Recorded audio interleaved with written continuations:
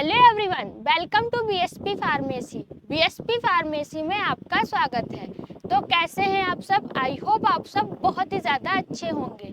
आज की वीडियो में हम लोग बात करने वाले हैं बाल मिल के बारे में कि बाल मिल किस प्रिंसिपल पे वर्क करता है, बाल मिल का कंस्ट्रक्शन क्या है, बाल मिल कैसे वर्क करता है, एडवांटेज क्या है और डिसएडवांटेज क्या है। वीडियो में कंप्लीट बात करेंगे, तो वीडियो को लास्ट तक जरूर देखना। वीडियो में कोई भी इम्प्रूवमेंट करने को होता है या फिर आपका डाउट होता है तब आप कमेंट सेक्शन में कमेंट करके पूछ सकते हैं। जो भी बच्चे डी फार्मा के सभी सब्जेक्ट को बिल्कुल फ्री में पढ़ना चाहते हैं तब वो यूट्यूब चैनल बीएसपी फार्मेसी 2 को सब्सक्राइब कर सकते हैं। अब बीएसपी फार्मेसी 2 यूट्यूब चैनल पे कौन सा सब्जेक्ट कौन सा टीचर पढ़ाने वाला है, तो सबसे पहले हम लोग बात करते हैं फार्माकोग्नोसी की। फार्माकोग्नोसी आपको पढ़ाएंगी पारुल मैम, मतलब कि फार्माकोग्नोसी आपको हम पढ़ाएंगे। फार्मास्यूटिकल केमिस्ट्री आपको पुनीत सर पढ़ाएंगे। फार्मास्यूटिक्स आपको हम पढ़ाने वाले हैं HAP. Human anatomy and physiology भी आपको पुनीत सर पढ़ाएंगे। लास्ट में जो आपका सब्जेक्ट बचा सोशल फार्मेसी, तो सोशल फार्मेसी आपको हम पढ़ाने वाले हैं। अगर आप डी फार्मा के सभी सब्जेक्ट को बिल्कुल फ्री में पढ़ना चाहते हैं तब यूट्यूब चैनल बीएसपी फार्मेसी 2 को सब्सक्राइब कर लीजिए। जो भी बच्चे डी फार्मा की लाइव क्लासेस चाहते हैं तब उनको गूगल प्ले स्टोर पे जाना है, बीएसपी फार्मेसी ऐप को डाउनलोड कर लेना है। 1 सितंबर से आपकी लाइव क्लास भी स्टार्ट है, तो जल्दी से जाइए और बीएसपी फार्मेसी ऐप को डाउनलोड कीजिए। आज हम लोग पढ़ने वाले हैं बाल मील के बारे में।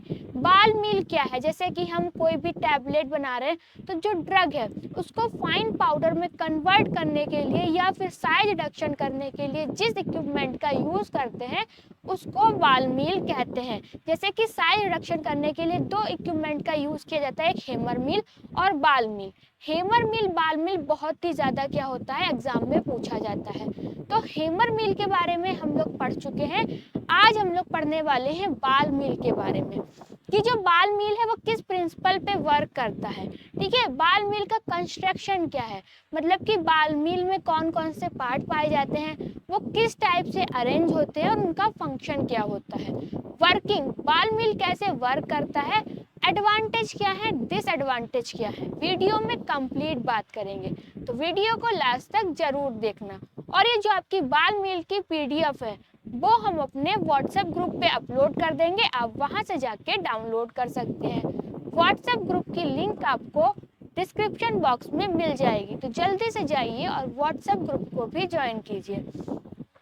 तो सबसे पहले हम लोग बाल मिल के प्रिंसिपल की बात कर लेते हैं कि बाल मिल किस प्रिंसिपल पे वर्क करता है। जो बाल मिल होता है वो आपके इम्पैक्ट एंड एट्रिशन के प्रिंसिपल पे वर्क करता है। बाल मिल किस प्रिंसिपल पे वर्क करता है, इम्पैक्ट एंड एट्रिशन के प्रिंसिपल पे वर्क करता है। मतलब कि आपके कॉम्बिनेशन है दोनों का, इम्पैक्ट एंड एट्रिशन। इम्पैक्ट क्या है, एट्रिशन क्या है।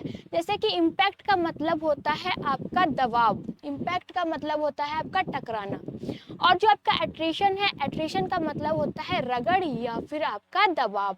तो जो आपका बाल मील है, ball mill work on the principle of impact and attrition. Ball mill किस प्रिंसिपल पे वर्क करता है, बाल मिल आपका इम्पैक्ट एंड एट्रिशन के प्रिंसिपल पे वर्क करता है। इम्पैक्ट का मतलब होता है टकराना और एट्रिशन का मतलब होता है रगड़ व दबाव। जैसे कि बाल मिल जो आपकी मशीन होती है उसमें बॉल क्या होती है, ऊपर के लिए आती है, फिर ग्रेविटी के कारण क्या होती है, नीचे आ जाती है, जिसके जब नीचे गिरती है तो वो क्या होती है, टूट जाती है, जिसके कारण क्या होता है, साइज रिडक्शन होता है। और साइड साइड में क्या है, बाल जो अंदर बॉल्स पड़ी हैं वो आपस में रगड़ती हैं और बाल मिल की दीवारों पे भी उनकी रगड़ लगती है, जिसके कारण आपका साइज रिडक्शन होता है। तो when the mill rotate wall and lifted up and then fall on the particles due to, ठीक है, आपका gravity, this falling action cause impact and breaks the particle। इसमें क्या बताया गया है, जब मील घूमता है तो उसके अंदर की जो स्टील बॉल्स होती है वो ऊपर की ओर उठती हैं। अब जब ऊपर की ओर उठती है तो क्या होता है, जो ग्रेविटी मतलब कि गुरुत्वाकर्षण के कारण नीचे गिरती है।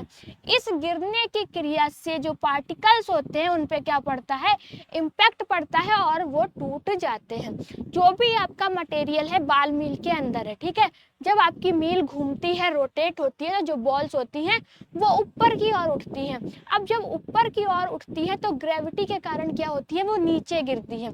नीचे गिर के क्या होती है, टूट जाती है। ये क्या है, आपका इम्पैक्ट है। अब एट्रिशन का मतलब क्या होता है, at the same time when balls roll against each other and the ball of the meal, the particles are reduced in size by attrition, rubbing and compression। जैसे कि साथ ही साथ क्या होता है, जब बाल्स आपस में और मील की दीवार पे रगड़ती हैं तो जो भी आपके पार्टिकल्स होते हैं, मतलब कि उनमें एट्रिशन यानी रगड़ और दबाव से क्या होता है, उनका साइज रिडक्शन होने लगता है। तो जो बाल मील है वो आपके किस प्रिंसिपल पे वर्क करता है, ball meal impact and attrition दोनों के ही प्रिंसिपल पे वर्क करता है। तो हम लोगों ने प्रिंसिपल की बात कर ली। प्रिंसिपल के जो बाद बात करने वाले हैं वो हम लोग बात करने वाले हैं कंस्ट्रक्शन के बारे में।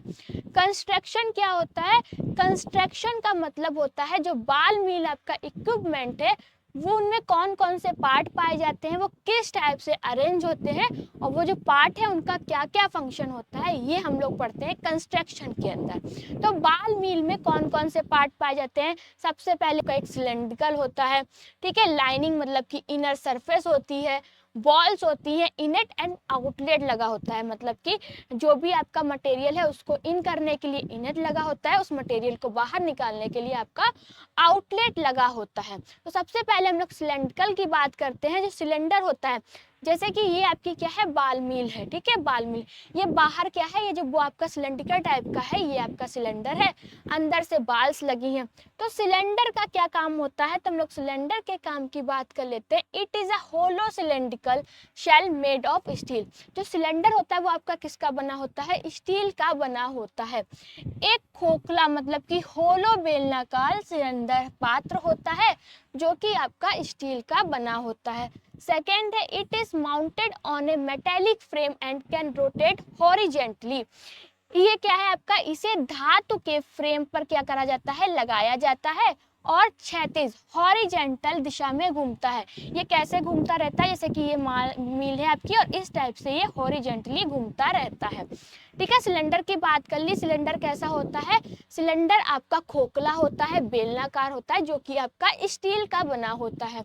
अब इसे एक धातु के फ्रेम में क्या करा जाता है, लगा दिया जाता है, जो कि आपका हॉरिजेंटल दिशा में घूमता रहता है। सेकंड है आपका लाइनिंग, मतलब कि इनर सरफेस लगी होती है उसमें। इनर सरफेस का क्या काम होता है, the inner surface of the shell is lined with manganese steel, rubber, silica blocks. देखा, जो सेल की अंदरी सतह होती है वो manganese, steel, rubber, silica blocks से क्या होती है, ढकी हुई होती है, उसको ढका जाता है। This prevents wear and tears of the cell and help in grinding। अब ये किस में हेल्प करती है, जो सेल होती है वो घिसने से बचाता है और ग्राइंडिंग को क्या करता है, बेहतर बनाता है, मतलब कि ग्राइंडिंग में हेल्प करती है। लाइनिंग की भी बात कर ली, उसके बाद हम लोग बात करेंगे बॉल्स की, ठीक है। बॉल्स क्या काम करती हैं, the shell contains metal balls of pebbles and grinding medium. जो सेल्स होती हैं, सेल के अंदर क्या होती है, स्टील की गेंदें होती हैं या फिर आपके कह जाते हैं पेबल्स डाली जाती हैं। साइज ऑफ बॉल्स में vary depending on the type of mill and material to be grind, ठीक है, ग्राउंड। गेंदों का आकार क्या होता है, मील और सामग्री पर निर्भर करता है, कितना मटेरियल डाल रहे हैं उस हिसाब से ही क्या होती है, उस साइज की बॉल डाली जाती है। इनलेट एंड आउटलेट, इनलेट और आउटलेट में क्या होता है, one end has an inlet to feed the material. एक तरफ आपका इनलेट लगा होता है जिससे कि हम लोग जो भी मटेरियल का साइज रिडक्शन करना है उसके अंदर डालते हैं। सेकेंड है आपका आउटलेट, ठीक है, आउटलेट भी आपका लगा था, जो भी जिस भी मटेरियल का आपका साइज रिडक्शन हो गया है उसको हम आउटलेट के थ्रू बाहर निकाल लेते हैं। तो क्या है, one end has an inlet to feed the material. एक तरफ आपका इनलेट होता है जहां से हम मटेरियल को क्या करते हैं, डालते हैं। Other end has an outlet to collect the powder product. दूसरी तरफ क्या लगा होता है, आपका आउटलेट लगा होता है जहां से हम पाउडर जो होता है उसको बाहर निकाल लेते हैं, ठीक है। इनलेट आउटलेट की भी बात कर ली। उसके बाद जो आपका रहता है ड्राइविंग मशीन, मतलब कि मशीन को कैसे चलाना है। तो the shell is rotate by motor, gears, pulley, belts. मतलब सेल को क्या करते हैं, मोटर, जो सेल